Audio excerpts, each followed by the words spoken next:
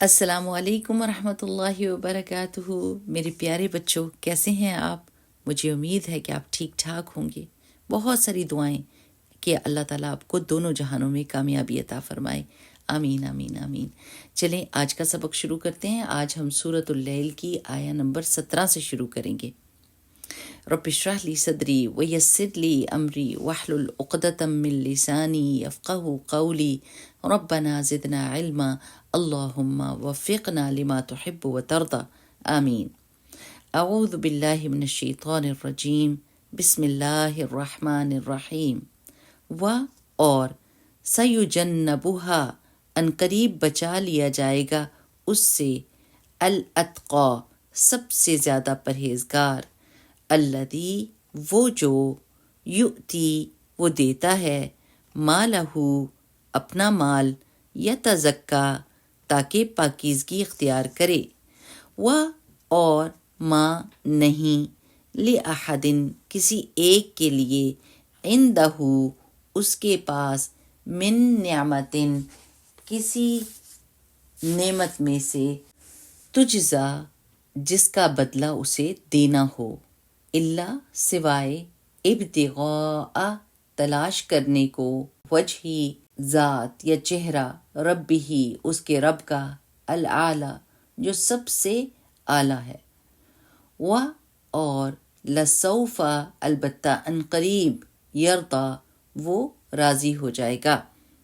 چلیے اب اس کی رننگ ٹرانسلیشن دیکھتے ہیں۔ اللہ تعالیٰ فرماتے ہیں، اور اس سے دور رکھا جائے گا، یعنی جہنم سے دور رکھا جائے گا، وہ جو نہایت پرہیزگار ہے، جو پاکیزہ ہونے کے لیے اپنے مال کو خرچ کرتا ہے، اس پر کسی کا کوئی احسان نہیں ہے جس کا بدلہ اسے دینا ہو، وہ تو صرف اپنے رب برتر کی رضا کے لیے کام کرتا ہے، اور ضرور وہ جلد اس سے خوش ہو جائے گا۔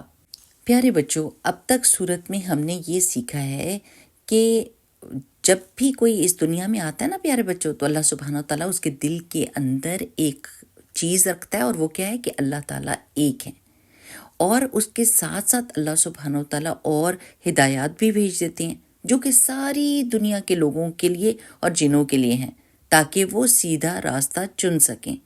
لیکن کچھ لوگ سیدھا راستہ چننے کی بجائے اپنے دل کی چاہتوں کا راستہ اختیار کر لیتے ہیں، جو کہ بہت ہی خطرناک ہے۔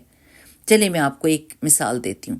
آپ سوچیں کہ ایک ملک ہے جہاں پر ٹریفک رولز ہیں، اور ہر بندے کو بتا دیا گیا ہے کہ ان رولز کو فالو کیسے کرنا ہے، لیکن ایک بندہ ہے جو کہتا ہے کہ میں تو ٹریفک رولز کو فالو نہیں کروں گا، میں سگنلز کو فالو نہیں کروں گا، جب میرا دل لال بتی کے اوپر رکنے کا نہیں چاہے گا تو میں نہیں رکوں گا۔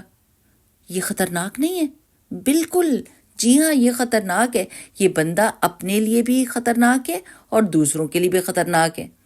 بالکل اسی طرح میرے پیارے بچوں، یہ پوری کائنات اللہ سبحانہ و تعالیٰ کا ملک ہے، اور یہاں پر کچھ رولز ہیں، کچھ قوانین ہیں۔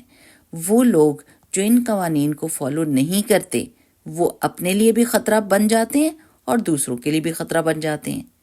مگر آج کی آیات میں اللہ سبحانہ و تعالیٰ نے ہمیں اس بندے کے بارے میں بتایا ہے جو ہر وقت اللہ کی رضا کے بارے میں سوچتا رہتا ہے کہ اللہ تعالیٰ کو کیسے خوش کر سکتا ہے۔ وہ اپنا صدقہ دیتا ہے، لیکن دکھاوے کے لیے نہیں دیتا، اور نہ ہی اپنی شان بڑھانے کے لیے لوگوں کو بتانے کے لیے دیتا ہے، بلکہ وہ صرف اور صرف اللہ سبحانہ و تعالیٰ کو خوش کرنے کے لیے دیتا ہے، اور وہ اس نیکی کے بدلے میں لوگوں سے کوئی چیز نہیں چاہتا۔ ایسا بندہ جنت میں داخل ہوگا، اور جہنم سے اس کو اللہ تعالیٰ محفوظ رکھیں گے۔ میرے پیارے بچوں، یہ آیات ایک شخصیت کی طرف اشارہ کر رہی ہیں، حالانکہ اللہ تعالیٰ نے کسی کا نام نہیں لیا، لیکن یہ 18 اور 19 آیا حضرت ابوبکر صدیق رضی اللہ تعالیٰ عنہ کے بارے میں ہیں، جو کہ سب سے پہلے اسلام لانے والوں میں سے تھے۔ وہ کپڑے کا بزنس کیا کرتے تھے۔ اگر وہ کسی بھی غلام کو دیکھتے کہ جس نے اسلام قبول کر لیا ہے اور قریش اس کو بہت تنگ کر رہے ہوتے، تو حضرت ابوبکر صدیق اس کو آزاد کرا دیے کرتے تھے اور اس کے پیسے دے دیا کرتے تھے۔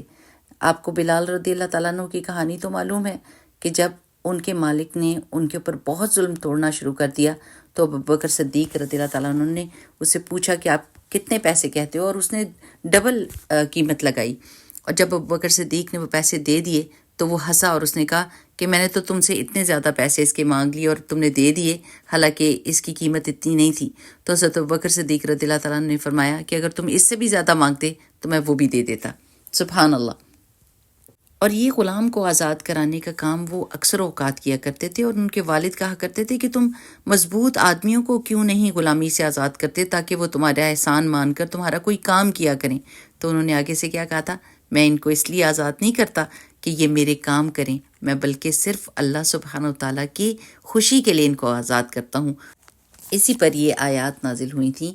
پیارے بچوں، رسول اللہ صلی اللہ علیہ وسلم نے فوت ہونے سے پہلے مسجد نبوی کے ممبر پر آ کر فرمایا تھا کہ کسی بندے کی دولت سے مجھے اتنا فائدہ نہیں ہوا جتنا ابوبکر صدیق رضی اللہ تعالیٰ عنہ کی دولت سے ہوا۔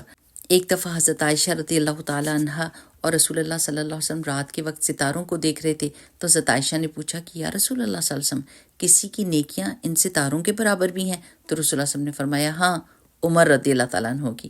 تو حضرت عائشہ رضی اللہ تعالیٰ عنہ نے پوچھا تو کیا کوئی ایسا بھی ہے جس کی نیکیاں ان ستاروں سے بھی زیادہ ہیں؟ تو رسول اللہ صلی اللہ علیہ وسلم نے فرمایا ہاں، ابوبکر صدیق رضی اللہ تعالیٰ عنہ کی۔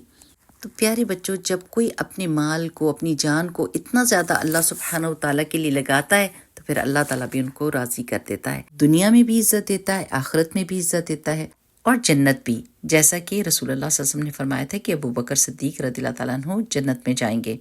دعا کرتے ہیں کہ اللہ سبحانہ وتعالیٰ ہمیں بھی ایسا دل دے جس کو دینا اچھا لگتا ہو، اور ہمیں بھی ایسے مواقع دے کہ ہم بہت ساری نیکیاں کریں، لیکن ایسا کرنے کے لیے ہم کو ایسا دل چاہیے جو صاف ستھرا ہو۔